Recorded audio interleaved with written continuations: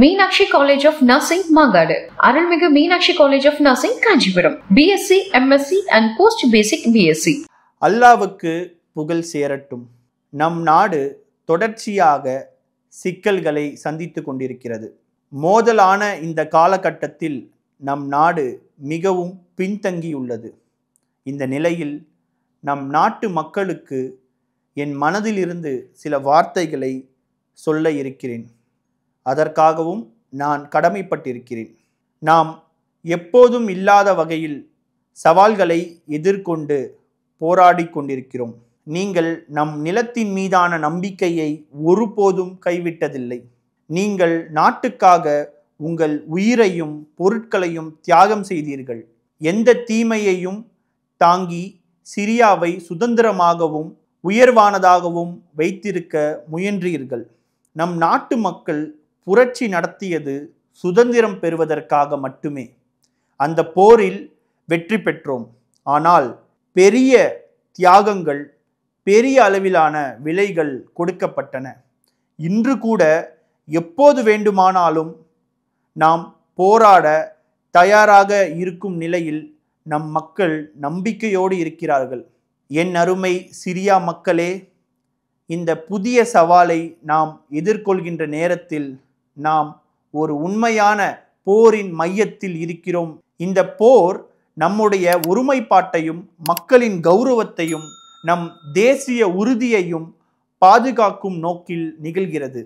Israel என்னும் சைத்தான் கடந்த காலங்களில் நம்மை சீர்குலைக்கும் நோக்கில் சதிகளை உருவாக்கியதில் திறமை வாய்ந்தவனாக இருந்தான்.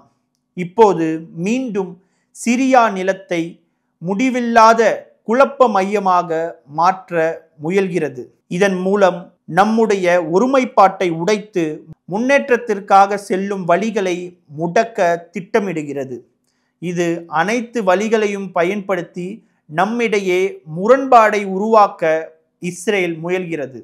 ஆனால் சிரிய மக்கள் என்ற வகையில் நமது வரலாறு இதை நிராகரிக்கிறது. பிரிவு மற்றும் பிளவுகளை நம்மால் ஒருபோதும் ஏற்றுக்கொள்ள முடியாது. போர் ஆரம்பிக்க இயலும், ஆனால் அதை கட்டுப்படுத்துவது எளிதல்ல.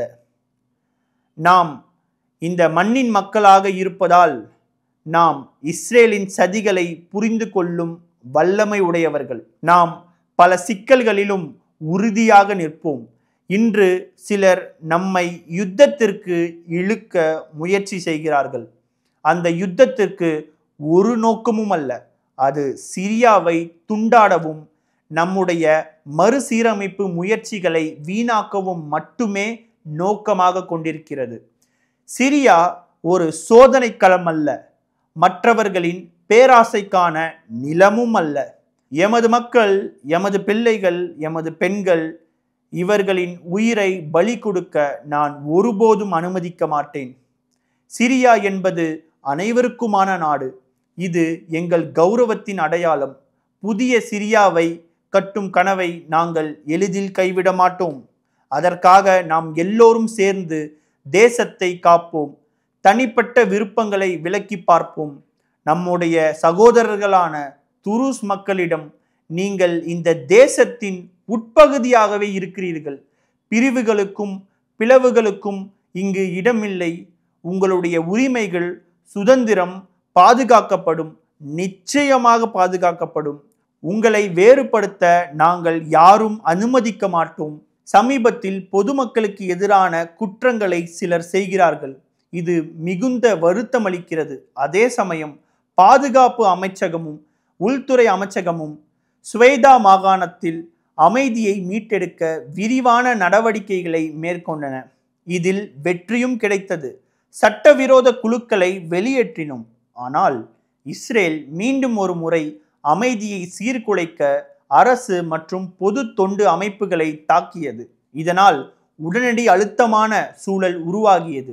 இவ்வளவு சிக்கலான சூழலில் நாங்கள் இரு முடிவுகளுக்குள் சிக்கியுள்ளோம். ஒன்று, இஸ்ரேலுடன் நேரடி போர். இது துருஸ் மக்களின் உயிர் மற்றும் அந்த மாகாணத்தின் அமைதிக்கு மிகப்பெரிய ஒரு ஆபத்தை விளைவிக்கும். அல்லது துருஸ் பெரியோர்கள் மீண்டும் ஊக்கப்படுத்தி நாட்டின் பொது நலன்களை கருத்தில் கொண்டு அமைதிக்கு திரும்புமாறு உறுதி செய்ய வேண்டும். நாம் யுத்தத்தை பார்த்து பயப்படவில்லை, ஆனால் நம்முடைய மக்கள் அமைதியுடனும் வாழ வேண்டும் என்பதற்காக அழிவை தவிர்க்க முடிவெடுத்தோம். இதன் அடிப்படையில் சில உள்ளூர் குழுக்களை பாதுகாப்பிற்காக ஸ்வேதாவில் நியமித்தோம்.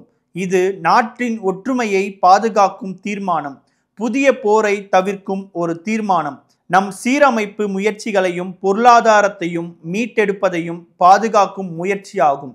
இறுதியாக, யாரும் துருஸ் மக்களுக்கு எதிராக செயல்பட்டால் அவர்கள் சட்டத்தின் கீழ் கண்டிப்பாக தண்டிக்க பெறுவார்கள். நியாயம் அனைவருக்கும் ஒரே மாதிரி அமைய வேண்டும். நாட்டின் ஒற்றுமையை பாதுகாக்க, அதன் மக்களின் அமைதியை உறுதி செய்ய, எங்கள் பிள்ளைகளின் எதிர்காலத்தை பாதுகாக்க இதுவே சரியான வழி. அல்லாவுக்கே எல்லாம் புகழ். Meenakshi college of nursing Mangadu, Arulmigu Meenakshi college of nursing Kanchipuram. BSc, MSc and post basic BSc. மின்னம்பலம்.com தமிழின் முதல் மொபைல் பத்திரிகை.